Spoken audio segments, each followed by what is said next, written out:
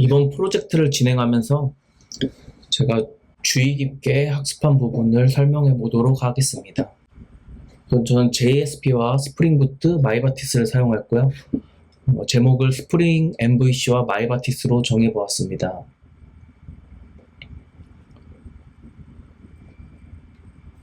스프링의 작동 원리를 파악하고 웹 애플리케이션의 개발 방향을 경험하고자 이번 프로젝트를 진행하게 되었고요.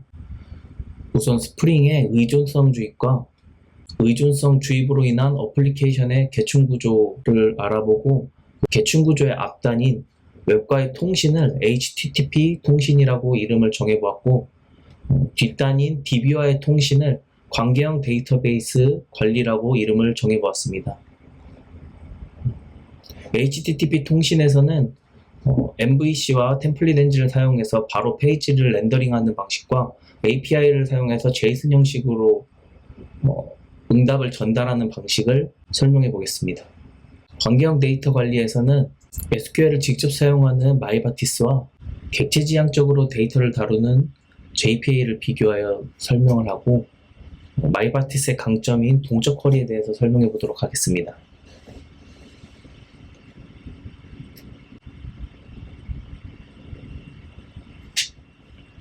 의존성 주입은 객체 의존 관계를 외부에서 넣어주는 것을 의미하는데요. 컴포넌트 애노테이션을 포함하는 컨트롤러 서비스 레파지토리 애노테이션을 사용하면 스프링 빈을 이 컨테이너 안에 스프링이 자동으로 등록시켜줍니다. 그렇기 때문에 외부에서 필요한 객체를 넣어줄 수 있게 되는데요. 이렇게 외부에서 필요한 객체를 주입하게 되면 애플리케이션을 컨트롤러, 서비스, 레파지토리로 나누어 기능을 분리할 수 있게 됩니다. 이렇게 기능이 나누어지면 각 계층 간의 결합도가 낮춰지면서 유연한 설계가 가능해집니다.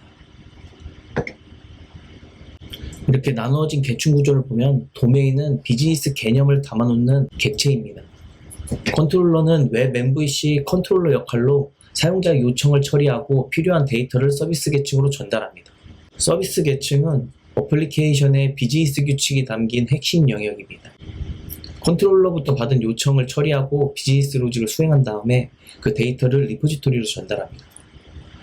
리포지토리 계층은 데이터베이스와 상호작용을 담당하는 계층으로 서비스에서 처리된 데이터를 DB에 저장하고 관리합니다. 이렇게 형성된 계층 구조 중에서 웹과 통신을 하는 부분인 HTTP 통신 부분을 알아보겠습니다.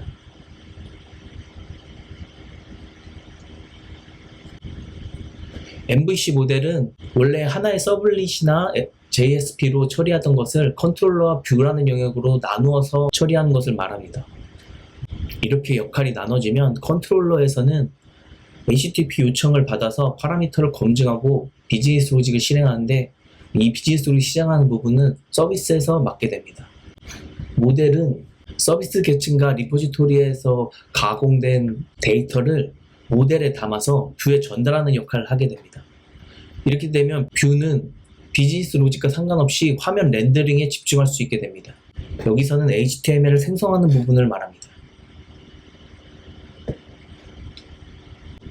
HTTP 통신을 하는 방식에는 서버 사이드 렌더링을 하는 방식과 클라이언트 사이드 렌더링하는 방식으로 나누어 보았는데요.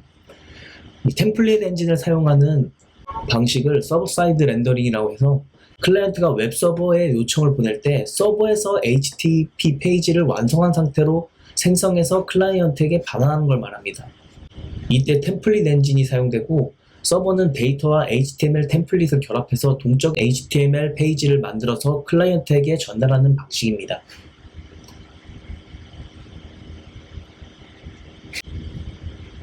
이렇게 URL을 통해서 파라미터와 함께 데이터가 넘어오면 컨트롤러에서는 모델에 담아서 데이터를 가공하고, 가공된 데이터를 뷰 리졸버에게 넘기면 뷰 리졸버가 HTML로 변환한 다음 웹 브라우저로 전달하게 됩니다.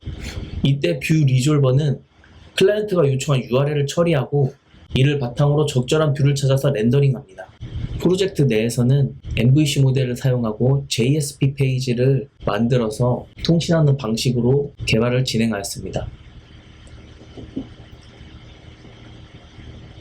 클라이언트 사이드 렌더링 방식은 서버 사이드와 반대로 서버로부터 데이터만 받아오고 HTML은 클라이언트 측에서 자바스크립트를 통해서 동적으로 생성하는 방식을 말합니다. 서버는 HTML을 전송하지 않고 JSON과 같은 데이터만 제공하고 클라이언트가 데이터를 받아서 렌더링하는 방식입니다. 이때 API 서버가 그 데이터를 제공하는 역할을 합니다.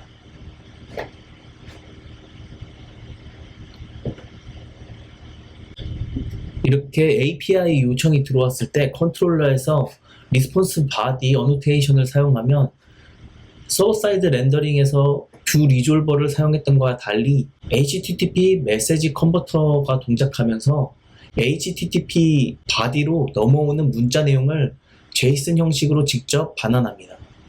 이렇게 JSON 형식으로 직접 반환하게 되면 그 프론트엔드 쪽에서 렌더링 작업을 하는 방식입니다.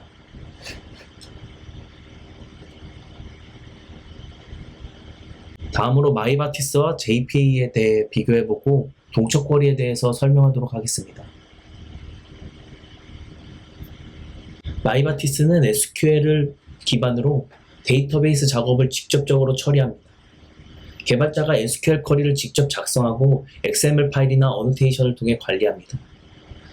그렇게 되면 개발자가 데이터베이스와의 상호작용을 완벽하게 제어할 수 있게 되고, 가장 매력적인 점은 XML 파일을 사용하여 SQL을 편리하게 작성할 수 있고 동적 쿼리를 한 구문 안에서 처리할 수 있다는 점입니다. JPA는 ORM 프레임워크로 객체지향적 데이터 관리를 하는 것을 말합니다. JPA 경우 SQL을 직접 작성하지 않고 객체가 정의되면 JPA가 해당 객체를 데이터베이스의 테이블과 자동으로 매핑해줍니다. 쿼리는 내부적으로 JPA가 자동으로 생성시켜주고 필요한 경우 JPQL을 사용해서 보완합니다.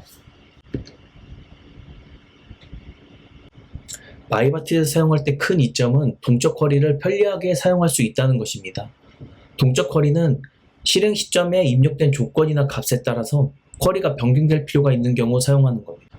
동적 쿼리가 없었을 때에는 각각의 조건마다 쿼리문을 작성하고 문자열을 조립해서 쿼리문을 실행했었습니다. 동적 쿼리문 덕분에 웨어절 조건에 따라 결과가 다른 셀렉문이 실행되어야 하는 상황에서 하나의 쿼리로 다양한 조건을 처리할 수 있어서 중복을 줄이고 유지보수가 쉬워졌습니다. 프로젝트의 경우에는 모임을 검색할 시 모임 제목이나 모임장 조건을 모임 조회에 사용하였습니다. if 태그를 사용해서 특정 조건이 참일 경우에만 SQL 구문이 포함될 수 있도록 하였고, choose when 구문을 사용해서 모임 제목과 모임장을 조건으로 모임을 조회할 수 있도록 하였습니다. 이는 자바의 스위치 케이스문과 유사하다고 볼 수 있습니다.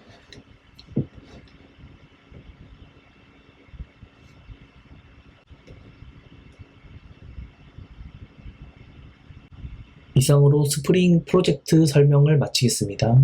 감사합니다.